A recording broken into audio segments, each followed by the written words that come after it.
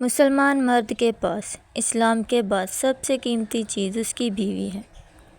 شوہر کا لاپرواہ ہونا بیوی کو اور بیوی کا لاپرواہ ہونا شوہر کو نفسیاتی مریض بنا دیتا ہے۔ گھر میں عورت کا ذہنی سکون بہت ضروری ہے، کیونکہ عورت صرف بچے نہیں پالتی بلکہ ایک نسل کی پرورش کرتی ہے۔ بدترین شوہر۔ قیامت کے روز اللہ تعالیٰ کے ہاں بدترین بندہ وہ ہوگا جو اپنی بیوی کے ساتھ رازدارانہ تنہائی اختیار کرے، ازدواجی تعلق قائم کر لے اور پھر اسے باہر بیان کرتا پھرے۔ میاں بیوی کا رشتہ صرف کاغذ تک محدود نہیں ہوتا۔ اس رشتے کی خاصیت یہ ہے کہ آپ اپنے ہمسفر کی تکلیف کو، پریشانی کو اور تھکاوٹ کو خلوص دل سے سمجھیں۔ یہ رشتہ صرف دنیا تک محدود نہیں، جنت تک کا بھی ساتھ ہے دونوں کا۔ گھر میں عورت کا ذہنی سکون بہت ضروری ہے، کیونکہ عورت صرف بچے نہیں پالتی بلکہ پوری ایک نسل کی پرورش کرتی ہے۔ اگر آپ کی بیوی آپ سے توجہ چاہتی ہے تو چڑھیں نہیں بلکہ خوش ہوں، قدر کریں کہ حلال کی خواہش کرنے والی عورت کا ساتھ ملا ہے۔ بہترین شوہر وہ ہے جو معمولی باتوں پر جھگڑے نہیں، بیوی کی ضروریات کا خیال رکھے، احساس اور رحم والا معاملہ کرے، اچھے کاموں میں بیوی کی حوصلہ افزائی کرے، بیوی کو نوکرانی کی بجائے دوست اور ہمسفر سمجھے، اگر کبھی کوئی ان بن ہو جائے تو صلح کرنے میں پہل کرے۔ آپ کی بیوی بھی کسی کی لاڈلی بہن بیٹی ہے، آپس کی غلطیوں کو ایسے ہی نادان سمجھ کر معاف کر دیا کریں، جیسا کہ آپ چاہتے ہیں آپ کی بہن بیٹی کی غلطی اس کا شوہر درگزر کر دے۔ مرد کی محبت عورت کو ہمیشہ جوان رکھتی ہے، جبکہ مرد سے ملی ناقدری عورت کو جوان عمر میں ہی بدصورت اور بد مزاج کر دیتی ہے، کیونکہ عورت کے سب رنگ مرد سے ہی ہوتے ہیں۔ مرد کی تربیت کا تب پتہ نہیں چلتا جب وہ اپنے ماں باپ بہن بھائیوں کو خوش رکھے، بلکہ مرد کی تربیت کا تب پتہ چلتا ہے جب وہ کسی کی لائی ہوئی بیٹی اس سے خوش اور پرسکون ہو۔ عورت کو اپنے شوہر کی ذات سے اس وقت سچی مسرت اور محبت ہوتی ہے جب اس کا شوہر اس کی تعریف و توصیف اور حوصلہ افزائی کرتا ہے۔ کہا جاتا ہے کہ دنیا میں ہر چیز کا مکافات عمل ہوتا ہے، یہاں تک کہ کسی کے ساتھ اچھا سلوک ہو یا برا، وہ بھی مکافات عمل میں آتا ہے۔ جب تم کسی کو کوئی عزت محبت دیتے ہو تو یہ ضروری نہیں کہ وہی تمہیں عزت دے، بلکہ اللہ پاک تمہیں وہاں سے عزت دیتا ہے جہاں تمہیں امید بھی نہیں ہوتی۔ یہ رب کی قدرت ہے کہ وہ ہر انسان کو اس کے عمل کا بدلہ لازمی لوٹاتا ہے، اور یہی نہیں، اگر ایک شوہر بھی اپنی بیوی کے ساتھ جیسا بھی سلوک رکھتا ہے، اللہ پاک وہی اس کی بہنوں کو سلوک لوٹاتا ہے۔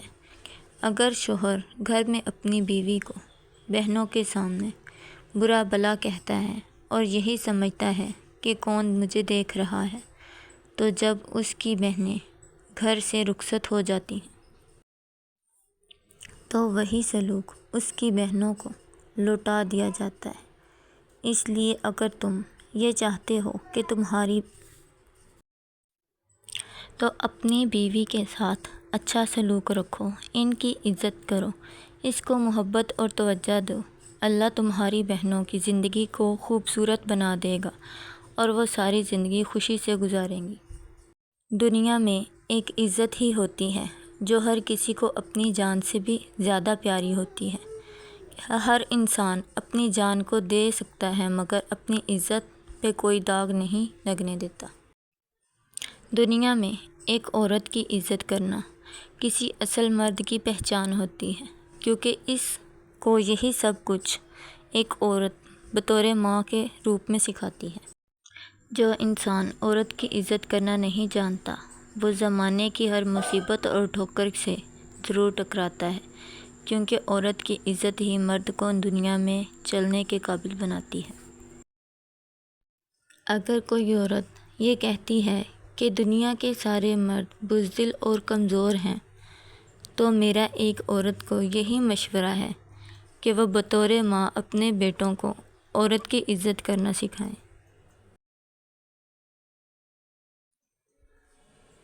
ایک دن حضرت سلیمان علیہ السلام اپنے شاہی دربار میں بیٹھے تھے کہ ایک سادہ لو آدمی بھاگا بھاگا ان کے دربار میں آیا۔ مارے خوف کے اس کا برا حال تھا، رنگ فک تھا اور ہونٹ نیلے ہو رہے تھے۔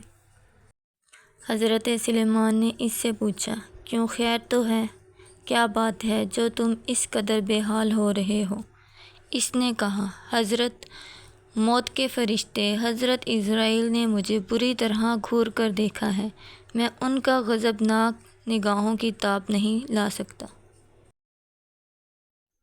حضرت سلیمان علیہ السلام نے کہا، تو پھر تم کیا چاہتے ہو؟ اس نے کہا، ہوا آپ کے زیر فرمان ہے، مہربانی کر کے ہوا کو حکم دیجیے کہ وہ مجھے یہاں سے اڑا کر دور ہندوستان کی سرزمین میں لے جائے۔ شاید وہاں پہنچ کر میری جان بچ جائے۔ حضرت سلیمان نے ہوا کو حکم دیا، حکم پاتے ہی ہوا اسے ہندوستان لے گئی۔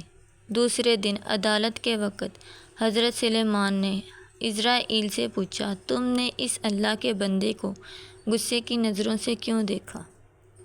اگر تم نے اس لیے کیا کہ وہ بیچارہ اپنا گھر بار چھوڑ بھاگے تو بڑی حیرانی کی بات ہے۔ عزرائیل نے جواب دیا، اے دین اور دنیا کے بادشاہ، اس آدمی نے غلط سمجھا، میں نے اسے غصے بھری نگاہ سے نہیں بلکہ حیرانی کی نگاہ سے دیکھا تھا۔ مجھے خدا کی طرف سے یہ حکم ملا کہ اس آدمی کی جان آج ہندوستان میں جا کر قبض کرو۔ ادھر دیکھا میں سخت حیران ہوا کہ آخر یہ آدمی آج ہندوستان کیسے پہنچے گا۔ یہ تھی اصل بات، اس لیے اسے غلط فہمی ہوئی۔ آخر میں جب خدا کے حکم سے ہندوستان پہنچا تو اس آدمی کو وہاں موجود پا کر اور بھی حیران ہوا۔ مجھے کیا خبر تھی کہ یہ آدمی آپ کا سہارا لے گا اور خود بخود اپنی موت کے مقام تک پہنچ جائے گا۔